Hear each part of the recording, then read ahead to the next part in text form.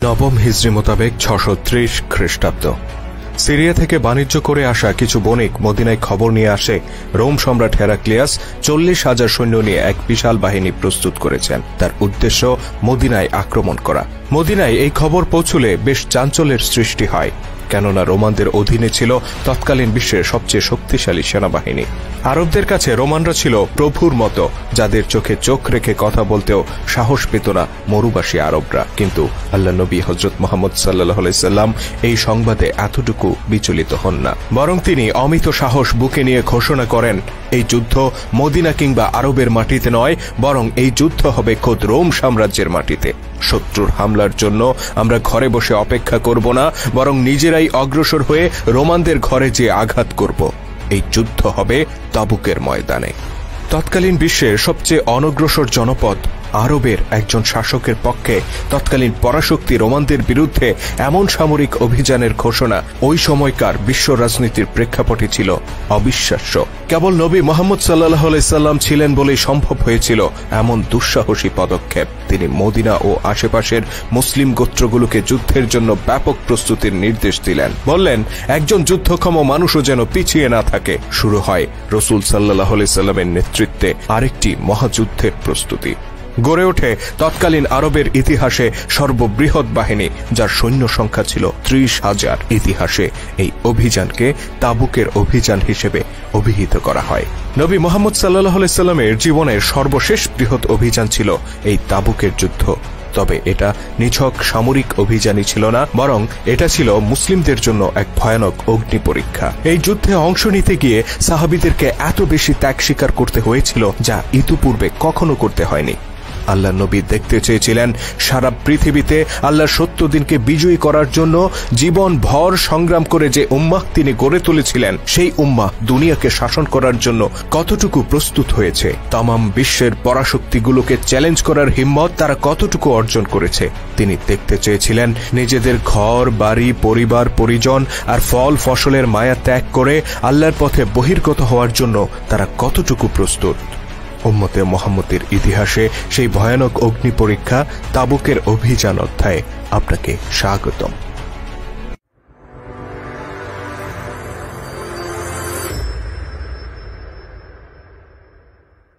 ঐতিহাসিকদের বর্ণনা মতে তাবুকের যুদ্ধের পেছনে ছিল আবু আমের নামে একজন খ্রিস্টান ধর্মগুরুর ইন্ধন। লোকটি ছিলেন আউস গোত্রের নেতা। তৎকালীন সময়ে সিরিয়া ছিল খ্রিস্টানদের কেন্দ্রবিন্দু। সেখানে গিয়ে তিনি রোম সম্রাট হেরাক্লিয়াসকে মদিনায় আক্রমণের প্ররোচনা দেন। মদিনার মুনাফিকদের সাথেও তিনি যোগাযোগ রাখেন। একদিন সিরিয়া থেকে বাণিজ্য করে ফিরে আসা কিছু বণিক মারফত আল্লাহ নবী সংবাদ পেলেন মদিনা আক্রমণের উদ্দেশ্যে হেরাক্লিয়াস 40,000 সৈন্যের এক বিশাল বাহিনী প্রস্তুত করেছেন। তাদের সাথে আরবের খ্রিস্টান গোত্রগুলো যোগ দিয়েছে। তাদের অগ্রবর্তী বাহিনীটি এরই মধ্যে সিরিয়ার বালকা নগরীতে পৌঁছে গিয়েছে। এই সংবাদ মদিনায় চাঞ্চল্য সৃষ্টি করে। রোম ছিল তৎকালীন দুনিয়ার সবচেয়ে বড় দুই পরাশক্তির একটি। আরেক বিশ্বশক্তি পারস্যের সাথে পাঙ্গা দিয়ে তারা শত শত বছর ধরে দুনিয়া শাসন করে এসেছে। আরবরা কখনো এই দুই পরাশক্তির বিরুদ্ধে অস্ত্র ধারণের কথা কল্পনাও করতে পারেনি। রাসূল সাল্লাল্লাহু আলাইহি সাল্লাম ও তার সাহাবীরা এযাবৎ বহু যুদ্ধ করেছেন, কিন্তু ওই সব যুদ্ধই ছিল বিভিন্ন আরব গোত্রের বিরুদ্ধে। কোনো বহিঃশত্রু বা রাজকীয় বাহিনীকে মোকাবেলা করার অভিজ্ঞতা তাদের ছিল না। একমাত্র মুতার যুদ্ধে তারা অপ্রত্যাশিতভাবে রোমান বাহিনীর সাথে যুদ্ধে জড়িয়ে যান এবং সুবিধা করতে না পেরে যুদ্ধ অসমাপ্ত রেখে ফিরে আসেন। এই অবস্থায় রোমান বাহিনীর হামলার প্রস্তুতির সংবাদে মদিনায় একরকম আতঙ্ক সৃষ্টি হয়। এই আতঙ্ক আরো বাড়িয়ে দেয় কতিপয় মুনাফিকের অপতৎপরতা। তারা সাধারণ মুসলমানদের মাঝে রোমান সেনাবাহিনীর ব্যাপারে ভীতি ছড়াতে থাকে। তবে এই রোমান ভীতি মহানবী হযরত মুহাম্মদ সাল্লাল্লাহু আলাইহি সাল্লাম ও তার দীর্ঘদিনের পরীক্ষিত সাহাবীদেরকে স্পর্শ করতে পারে না, বরং তারা যুদ্ধের প্রস্তুতি নিতে লাগলেন। এ সময় আল্লাহ নবী প্রকাশ্যে রোমান সাম্রাজ্যের বিরুদ্ধে যুদ্ধের ঘোষণা দেন, যা ছিল তার সামরিক জীবনে এক নজিরবিহীন ঘটনা। তিনি সাধারণত সামরিক প্রস্তুতিকালে প্রকাশ করতেন না কার বিরুদ্ধে এই প্রস্তুতি, কিন্তু তাবুকের অভিযানে এর ব্যতিক্রম দেখা গেল। এমনকি কোথায় তিনি সৈন্য সমাবেশ ঘটাবেন তাও তিনি আগাম জানিয়ে দিলেন। তবে এই যুদ্ধ প্রস্তুতি সহজ ছিল না। রাসূল সাল্লাল্লাহু আলাইহি সাল্লাম যখন সবাইকে যুদ্ধ প্রস্তুতির ডাক দিলেন, তখন মদিনাবাসী অপেক্ষা করছিল ঘরে ফসল তোলার জন্য। তাদের প্রধান ফসল ছিল খেজুর। গাছে গাছে তখন খেজুর পাকতে শুরু করেছে। কিছুদিন বাদেই ফসল সংগ্রহ করে সারা বছরের জন্য মজুত করার কথা। এই অবস্থায় ফসল রেখে যুদ্ধে যাওয়ার অর্থ হচ্ছে সমস্ত ফসল নষ্ট হয়ে যাওয়া। সেক্ষেত্রে যুদ্ধে জয় পরাজয় যাই ঘটুক, আগামী 1 বছর তারা কি খেয়ে বাঁচবেন সেটাই বড় প্রশ্ন হয়ে দাঁড়ায়। এদিকে সময়টা ছিল গ্রীষ্মকাল। প্রচণ্ড তাপদাহে মাথা নষ্ট হওয়ার অবস্থা। এই উত্তাপের মাঝে দীর্ঘ মরুপথ পাড়ি দিয়ে যুদ্ধে যাওয়ার সিদ্ধান্ত নেওয়া ছিল খুব কঠিন। পথিমধ্যে খাবার ও পানীয় জলের সংকট গোটা মুসলিম বাহিনীকে ভয়ানক পরিস্থিতিতে ফেলে দিতে পারে এমন আশঙ্কাও উড়িয়ে দেওয়া যাচ্ছিল না। তথাপি যখন রাসূল সাল্লাল্লাহু আলাইহি সাল্লাম যুদ্ধের জন্য সবাইকে প্রস্তুত হতে বললেন, তখন কেবল মুনাফিক ছাড়া বাকি সবাই প্রস্তুতি নিলেন। শত প্রতিকূলতা আর ঝুঁকি মাথায় নিয়ে সত্যিকারের বিশ্বাসী বান্দারা যুক্ত হলেন যুদ্ধ কাফেলায়। বাহিনী বড় হতে হতে একসময় সৈন্য সংখ্যা ছাড়িয়ে যায় 30,000। আরবের ইতিহাসে কখনো এত বড় সেনাবাহিনী গড়ে ওঠেনি। ইতিপূর্বে কুরাইশরা খন্দকের যুদ্ধকালে 10,000 সৈন্য নিয়ে মদিনায় হামলা করেছিল। পরবর্তীতে রাসূল সাল্লাল্লাহু আলাইহি সাল্লাম যখন মক্কা জয় করেছিলেন, তখন তার অধীনেও সৈন্য সংখ্যা ছিল 10,000। আরবের ইতিহাসে এই দুটি সমাবেশই ছিল সর্বোচ্চ সৈন্য সমাবেশ। সেই রেকর্ড ভেঙে এবার রাসূল সাল্লাল্লাহু আলাইহি সাল্লামের আহ্বানে 30,000 সৈন্যের বিশাল সমাবেশ ঘটেছে। গ্রীষ্মের প্রখরতা, পাকা ফসলের মায়া, ক্লেশকর দীর্ঘ সফরের কষ্ট, দুর্ভিক্ষের আশঙ্কা সবকিছুকে উপেক্ষা করে এই 30,000 মানুষ যুদ্ধে যাওয়ার জন্য প্রস্তুত হন। সৈন্য সমাবেশ ঘটানোই মুসলিম বাহিনীর সামনে একমাত্র চ্যালেঞ্জ ছিল না, বরং তার চেয়েও বড় চ্যালেঞ্জ ছিল এই বিশাল বাহিনীর দীর্ঘ যুদ্ধযাত্রার জন্য পর্যাপ্ত খাদ্য, পানীয়, অস্ত্র ও বাহনের ব্যবস্থা করা। রাসূল সাল্লাল্লাহু আলাইহি সাল্লাম কোনো রাজত্ব বা সাম্রাজ্যের উত্তরাধিকারী ছিলেন না। সুতরাং এই বিরাট যুদ্ধের ব্যয় ভার বহন করা তার একার পক্ষে সম্ভব ছিল না। তিনি যুদ্ধের খরচ মেটাতে মুসলিমদেরকে এগিয়ে আসার আহ্বান জানান। সবার আগে এগিয়ে আসেন আবু বকর রাদিয়াল্লাহু তাআলা আনহু। নিজের ঘরে যত অর্থ সম্পদ ছিল তার সবটাই তিনি হাজির করেন আল্লাহ নবীর সামনে। নবী জিজ্ঞেস করলেন, হে আবু বকর, তোমার ঘরে আর কি অবশিষ্ট আছে? তিনি বললেন, আল্লাহ ও আল্লাহর নবী ছাড়া কিছুই অবশিষ্ট নেই। অতঃপর ওমর রাদিয়াল্লাহু তাআলা আনহু এগিয়ে এলেন। নিজের সমস্ত মালামাল ও সম্পদের অর্ধেকটা দিয়ে দিলেন আল্লাহর রাস্তায়।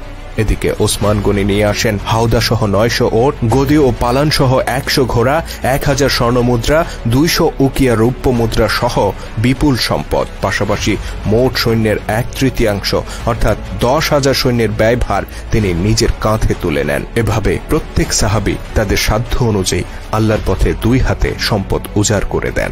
অতঃপর সমস্ত প্রস্তুতি সম্পন্ন করে নবম হিজরির রজব মাসের এক বৃহস্পতিবার 30,000 সৈন্যের বিশাল বাহিনী নিয়ে তাবুকের উদ্দেশ্যে রওনা হন মহানবী হযরত মুহাম্মদ সাল্লাল্লাহু আলাইহি সাল্লাম। সবাই সাধ্যমতো দান করা সত্ত্বেও বিশাল সেনাবাহিনীর জন্য তা যথেষ্ট ছিল না।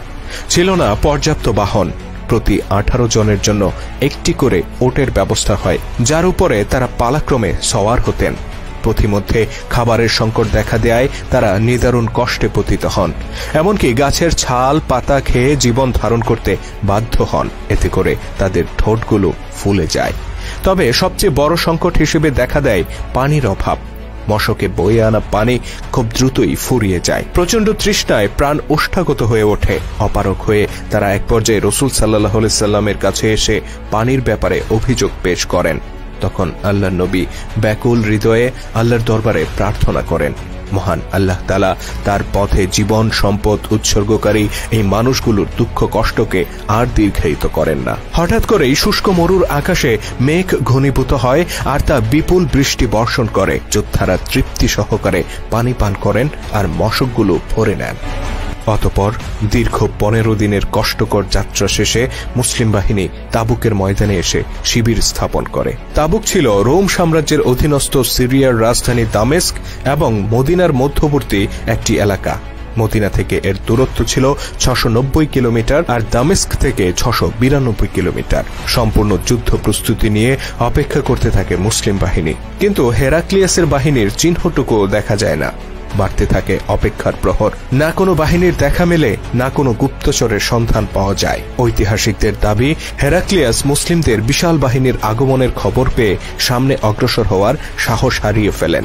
তার বাহিনী সীমান্তের অভ্যন্তরে বিভিন্ন শহরে বিক্ষিপ্ত হয়ে ছড়িয়ে পড়ে। এদিকে টানা ২০ দিন তাবুকে অবস্থানের পর নিজের বাহিনী নিয়ে মদিনার পথে ফিরতি যাত্রা করেন আল্লাহর নবী। কোনো রক্তপাত ছাড়াই সমাপ্ত হয় রাসূল সাল্লাল্লাহু আলাইহি সাল্লামের জীবনের সর্বশেষ ও সর্ববৃহৎ সামরিক অভিযান। বাহ্যত এই অভিযানে কোনো ক্ষয়ক্ষতির শিকার হতে হয়নি মুসলিম বাহিনীকে। অভিযানকালে না কাউকে শহীদ হতে হয়েছে, না কেউ এতটুকু আহত হয়েছিলেন, না একটি ঘোড়া মারা গিয়েছিল, না একটি ওট। কিন্তু মৃত্যুর পরিসংখ্যান দিয়েই সবসময় যুদ্ধকে মূল্যায়ন করা যায় না। এর বাইরেও অনেক ত্যাগ তিতিক্ষা কোরবানির প্রশ্ন থেকে যায়। তাবুকের অভিযান তার বড় দৃষ্টান্ত। রাসূল সাল্লাল্লাহু আলাইহি সাল্লামের একটি মাত্র আদেশে ৩০,০০০ বাহিনী প্রস্তুত হয়ে গেলেন যুদ্ধে যাওয়ার জন্য। কাদের বিরুদ্ধে? সেই রোমানদের বিরুদ্ধে, যাদেরকে আরবরা সারা জীবন প্রভুর মতো সমীহ করে এসেছে। তারা প্রশ্ন তুললেন না আমাদের ফসলের কি হবে। তারা প্রশ্ন তুললেন না এই দীর্ঘ পথ পাড়ি দিয়ে আমরা কেন এত দূর যাব। তারা বললেন না আমরা বরং মদিনাতেই অপেক্ষা করি, রোমানরাই এই কষ্টকর পথ পাড়ি দিয়ে আমাদের কাছে আসুক। তারা প্রশ্ন তুললেন না বণিকেরা যে সংবাদ নিয়ে এসেছে তার সত্যতা কতটুকু। সত্যিই কি হেরাক্লিয়াস মদিনায় আক্রমণ করতে যাচ্ছেন, নাকি এটা একটা উড়ু খবর? কোনো প্রশ্ন তারা তুললেন না। বরং আমরা দেখি সমস্ত প্রতিকূলতাকে উপেক্ষা করে বিনা বাক্য পেয়ে তারা আল্লাহর পথে বেরিয়ে পড়লেন, আল্লাহর কাছে নিজের জীবন সঁপে দিলেন। শুধু জীবন নয়, বরং যুদ্ধযাত্রার খরচ মেটাতে নিজেদের অর্থ সম্পদও উজাড় করে দিলেন দুই হাতে। নেতার আদেশের প্রতি আনুগত্য প্রদর্শন করতে গিয়ে নিজেদের জীবন ও সম্পদ সমস্ত কিছু তার হাতে তুলে দেওয়ার এমন দৃষ্টান্ত ইতিহাসে নজিরবিহীন। কেবল ইসলামের মতো একটি মহান আদর্শ দ্বারা এই মানুষগুলো উজ্জীবিত ছিলেন বলেই তাদের পক্ষে সম্ভব হয়েছিল এমন কোরবানি। নবুয়ত প্রাপ্তির পর থেকে তাবুকের অভিযান পর্যন্ত দীর্ঘ ২২টি বছর নিরবচ্ছিন্ন সংগ্রাম করে গেছেন আল্লাহর নবী। প্রথম ১৩ বছর মক্কায় কুরাইশদের সীমাহীন অপমান অত্যাচার সহ্য করেছেন। তায়েফে গিয়ে প্রচন্ড মারধরের শিকার হয়েছেন। অতঃপর হিজরত করে তিনি মদিনায় আসেন। এরপর একে একে বদর, উহুদ, খন্দক, খায়বার সহ বিরামহীন যুদ্ধ সংগ্রাম করে গেছেন। লক্ষ্য ছিল একটাই, আল্লাহর জমিনে আল্লাহর সত্য দিন প্রতিষ্ঠা করতে হবে। অন্যায় অবিচারের মূলোৎপাটন করে গোটা পৃথিবীতে ন্যায়, সুবিচার, শান্তি প্রতিষ্ঠা করতে হবে। তিনি জানতেন একজন মানুষের পক্ষে এক জীবনে এই বিশাল লক্ষ্য অর্জন করা সম্ভব নয়। তাই তিনি গড়ে তুললেন একটি জাতি, একটি উম্মাহ, যে জাতির নারী পুরুষ নির্বিশেষে প্রত্যেক সদস্য ছিলেন যোদ্ধা। অতঃপর জীবনের সায়ান্নকালে তিনি পরীক্ষা করতে চাইলেন নিজ হাতে গড়া এই উম্মাহ তার লক্ষ্য অর্জনে কতটুকু প্রস্তুত। তিনি চ্যালেঞ্জ করলেন তৎকালীন বিশ্বের সর্ববৃহৎ শক্তি রোমানদেরকে। এমন এক মৌসুমে যখন ফসল পাকতে শুরু করেছে, এমন এক সময়ে যখন মাথার উপর গ্রীষ্মের প্রচন্ড প্রখরতা, এমন একটি স্থানে যা ছিল মদিনা থেকে ৬৯০ কিলোমিটার দূরে। অতঃপর আমরা দেখতে পাই গোটা উম্মাহ নিঃশর্ত আনুগত্যের মধ্য দিয়ে উত্তীর্ণ হল সেই অগ্নি পরীক্ষায়। বস্তুত যুদ্ধ নয়, বরং এই পরীক্ষাই ছিল তাবুকের অভিযানের সবচেয়ে বড় তাৎপর্যপূর্ণ দিক। যারা তাবুকের এই তাৎপর্য উপলব্ধি করতে ব্যর্থ, তারা রাসূলের গোটা সামরিক জীবনকে মূল্যায়ন করতে ব্যর্থ। তাবুকের এই পরীক্ষার মধ্য দিয়েই তিনি নিশ্চিত হয়েছিলেন দুনিয়াকে নেতৃত্ব দিতে প্রস্তুত তার উম্মাহ। অতঃপর মাত্র ১ বছর পর তিনি ইহলোক ত্যাগ করেন। ততদিনে গোটা জাজিরাতুল আরবে ইসলাম প্রতিষ্ঠিত। বাকি পৃথিবীতে আল্লাহর সত্য দিন প্রতিষ্ঠার মহান দায়িত্ব তিনি অর্পণ করে যান নিজ হাতে গড়ে তোলা উম্মতে মুহাম্মদীর কাঁধে। প্রিয় নেতার অর্পিত সেই মহান দায়িত্ব বাস্তবায়ন করতে নাঙ্গা তলোয়ার হাতে তারা ছড়িয়ে পড়েন দিকে দিকে, আর ছিনিয়ে আনেন একের পর এক বিজয়। তাবৎ দুনিয়ার যত বড় বড় সাম্রাজ্য, কেউ তাদের এই অগ্রযাত্রার পথে বাধা হয়ে দাঁড়াতে পারেনি। কেবল রোমান সাম্রাজ্য নয়, ১০০০ বছর ধরে দুনিয়া শাসন করে আসা পারস্য সাম্রাজ্য উড়ে যায় মুসলিম বাহিনীর পদাঘাতে। উম্মতে মুহাম্মদীর সেই বিজয় যাত্রায় শীঘ্রই দেখা হবে পরবর্তী পর্বে। আল্লাহ হাফেজ। ইসলামের গৌরবময় ইতিহাস নিয়ে নির্মিত ভিডিও চিত্র আমরা ধারাবাহিকভাবে তুলে ধরছি আমাদের চ্যানেলে।